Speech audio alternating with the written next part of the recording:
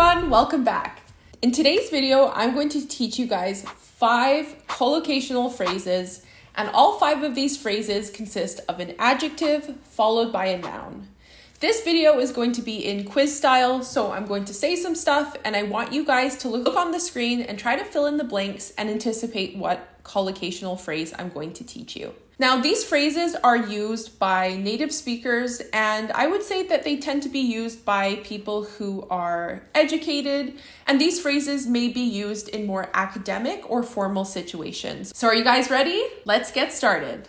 The first collocational phrase includes the word interest. Now, the word interest can mean benefit. So if I say to you, it is in your best interest to do your homework, what I mean is it's beneficial to you to do your homework. But what about if we want to talk about a large group of people, or we want to talk about something being beneficial to more than one person? What adjective could we put before interest? We could say that something is in our collective interest. Our collective interest. We use this collocational phrase when we want to talk about something being beneficial or helpful to a group of people, such as a group of employees at work, or citizens of a country, or members of a club. Let me give you a sample sentence. I could say, improving public transportation is in our collective interest because it reduces traffic congestion and it reduces pollution. The first thing I would say is it is in our collective interest to work together. Things in the collective interest rather than self-interest. Because it is in our interest, in our collective interest, to support each other. The second collocational phrase includes the word effort.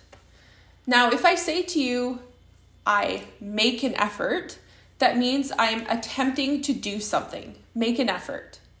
But what adjective could I use before effort if I want to talk about more than one person working towards the same goal? I could say, make a collaborative effort. If people make a collaborative effort, it means that they are working in collaboration or working as a team. They are joining their skills and their talents to do something as a group.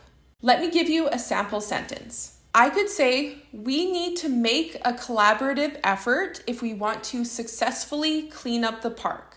We need to work as a team to select volunteers and designate tasks. It was a collaborative effort between the policy office and Governor Hunt's office. So it's a collaborative effort, and I think the community decides, leadership leads.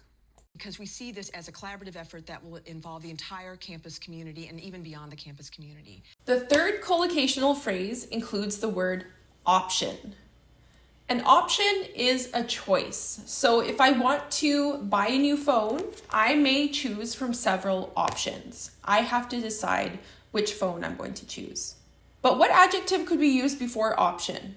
What if I want to talk about the most appropriate option, or the option that is most likely to lead me to success? I could say that something is a viable option.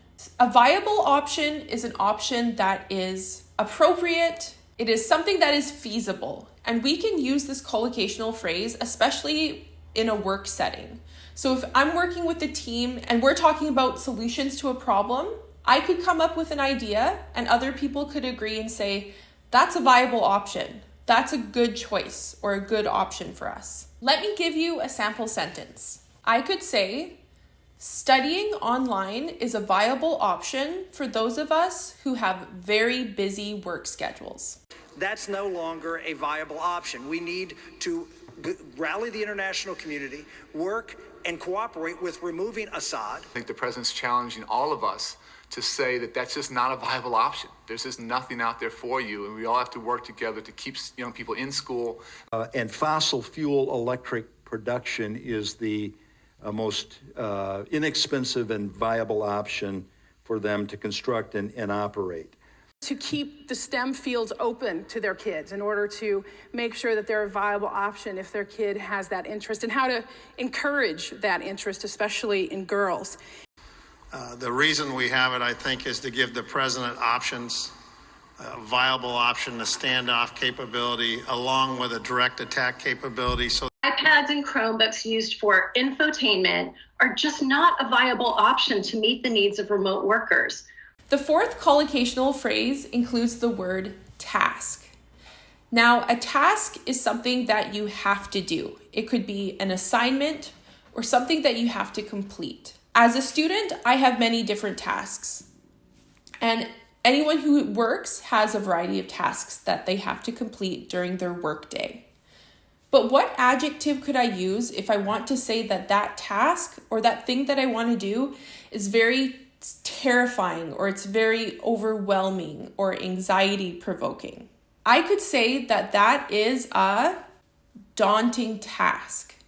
A daunting task is a task that is very, very overwhelming and makes you feel like you can't do it and makes you feel overwhelmed because you have so much to do in order to complete that task.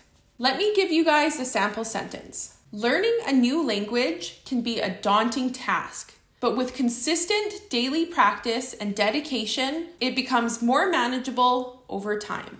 At that scale, that's a daunting task. Even the smallest, most daunting, or biggest daunting task of learning how to, dig out a basement or pour a foundation or all these things that I had no clue about. Cleaning and organizing can be a very daunting task for the brain-weaseled mind, though, especially if the chaos is too large and overwhelming to be manageable. The last collocational phrase includes the word experience. So I'm sure all of you guys know what the word experience is. You can have good experiences in life, you can have bad experiences. But what adjective could we use before experience if we want to say that something traumatic or something deeply distressing or upsetting happened to us? We could say that we had a harrowing experience. To have a harrowing experience means that you've experienced something traumatic and something deeply upsetting or distressing. Let me give you a sample sentence. Surviving a plane crash was a harrowing experience that left me deeply shaken because I wasn't sure if I was going to survive. And of course, the journey back was certainly a harrowing experience. If some of you have been there, it's the most agonizing and harrowing experience. It's a pretty harrowing experience because you go into their office. I know I've had one harrowing experience, but that's never going to deter me. So that's it, you guys. There are 5 advanced collocational phrases that you may not have heard of before. I hope you guys found this video informative. If you learned something new, please don't forget to hit the like button and make sure you subscribe to my channel and turn on alerts so that you can get notified about my new content. As always, thank you so much for taking the time to watch my videos and leaving comments.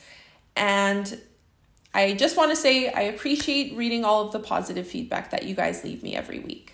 So please continue to leave comments, and I'll see you guys in the next video.